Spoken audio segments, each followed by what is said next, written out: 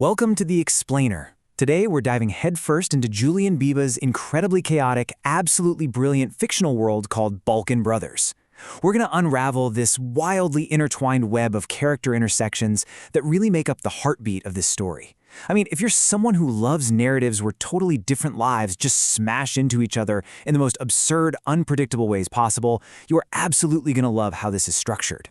We're actually going to kick things off with this grand, super optimistic quote from President Jimmy Carter about America being a diverse mosaic. This quote actually opens the source material itself, and it sets the perfect thematic stage for our analysis today. It paints this picture of a harmonious, unified nation built on the beauty of our differences. So keep that beautiful mosaic idea in the back of your mind as we look at how this story actually plays out. Section 1. A chaotic, beautiful mosaic. Okay, so right away, we see Carter's serene, lofty ideal put to the test. The author juxtaposes it against the incredibly gritty and honestly hilarious reality of these characters living in the Bronx. Instead of some peaceful, quiet coexistence, we get this hyperlinked narrative of bickering immigrants. Their lives just constantly collide in the most dramatic, absurd ways you can imagine. It's a mosaic, sure, but the pieces have some seriously jagged edges, and spoiler alert, they definitely don't always fit together perfectly. Section 2. Meet the Balkan Brothers. Let's get right into the central hub of this whole ecosystem, the restaurant aptly named Balkan Brothers, and the guys who keep the lights on. The dynamics here are just so well set up. You've got Nico, the proud Greek boss, and he employs guys from historically rival nations. There's Ajim, the Albanian, Marco, the Croatian, and Mohammed, the Turk.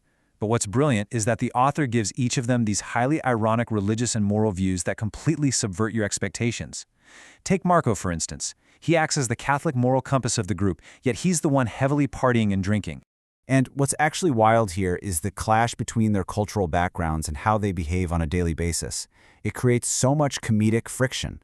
Ajim, who literally grew up in atheist communist Albania, casually announces he's a Hindu now because some monks in Athens helped fix his backache with yoga. You can't make this stuff up.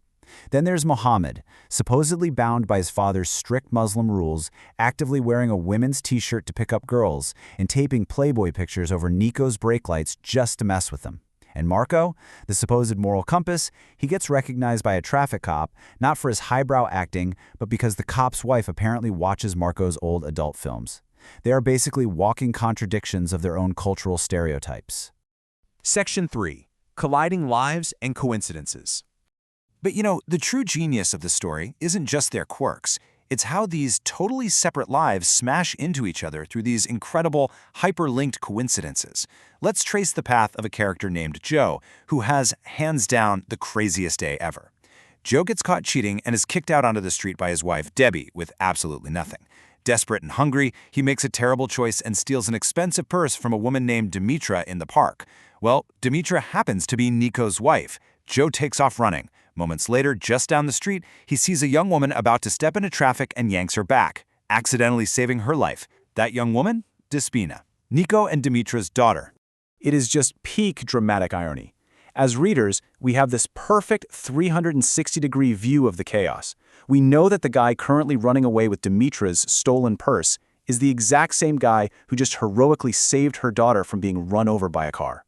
And the payoff for this coincidence? It is pure comedy gold. Later that day, Nico and Dimitra actually spot Joe on the street. Nico sneaks up behind him, faking that he has a gun, and demands the purse back. Joe is absolutely terrified, handing it over, stammering that he didn't really steal it.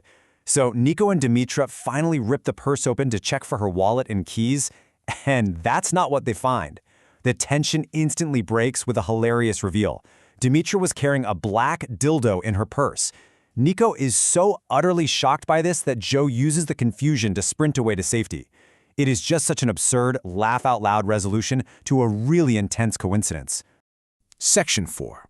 The Hotel Room Revelation. But guys, the most jaw-dropping connection in this entire story ties Mohammed's past straight into Nico's present. Back at the restaurant, the guys are just messing around, teasing Mohammed about his old jobs. So Mohammed starts bragging about his time working room service at a luxury hotel. He tells them this wild story about relentlessly flirting with a beautiful guest named Linda.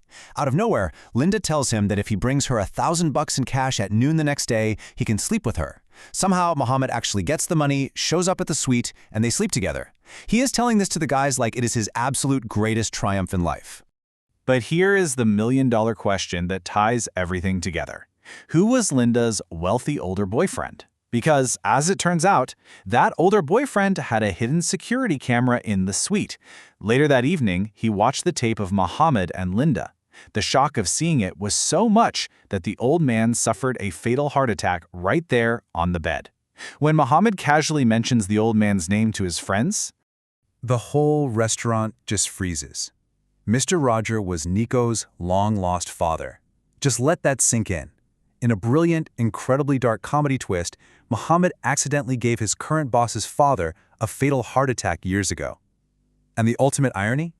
That heart attack is exactly what triggered the massive inheritance Nico used to move to America and open the Balkan Brothers restaurant in the first place, the literal building they're all currently standing in. Wow. Section 5. Faith, Romance, and Friction. Now, beyond these wild, dark comedy plot twists, these intersections actually reveal a much deeper commentary on the immigrant experience. You've got this intense cultural friction perfectly illustrating a generational divide. On one side, there are these deep old-world grievances. Vera, a Jim's Albanian wife, literally hates Greeks because of how they were mistreated by police back in Athens. She wants her son nowhere near them. But then, New World realities take over. Her son, Flory, is secretly dating Nico's Greek daughter, Despina. Those old European grudges simply cannot hold back the new generation, from mingling, falling in love, and just complicating everything over here in America. And we see this friction spill over into their romantic and religious lives, too. Marco gets all dressed up, hoping for a romantic night in with his girlfriend Dalia, only to get totally shut down because Dalia is strictly observing Ramadan. Marco just can't comprehend it. Meanwhile, Ajim is constantly having to defend his Hindu yoga routines to his traditional buddies who think he's absolutely lost his mind. And Muhammad? He uses basically every waking moment to rebel against his strict upbringing. The rigid traditions from their home countries clash so hilariously, and sometimes really painfully, with their messy modern lives. Yet the biggest takeaway here is that despite all the bickering, the totally different beliefs, the historical bad blood, and the unbelievable coincidences that really should tear them apart, they rely on one another. Nico gives Ajim a job when he's desperate. Mohammed fixes everyone's cars. Marco tries to keep Mohammed somewhat in check. They survive and they thrive in this new country precisely because they lean on each other. Which leaves us with a really fascinating question to ponder. We started out with Jimmy Carter's vision of a beautiful mosaic. Well, based on the Balkan Brothers, it seems that in a world built on old grudges, maybe it's actually the chaos, the shared struggles, the ridiculous misunderstandings, the unavoidable messy intersections of the immigrant experience that ultimately creates that beautiful mosaic. It's definitely not a quiet piece. It's a loud, messy, unbreakable brotherhood. And honestly, I think that's a pretty incredible way to look at how we all come together. Thanks for joining me on this explainer, and I'll see you in the next one.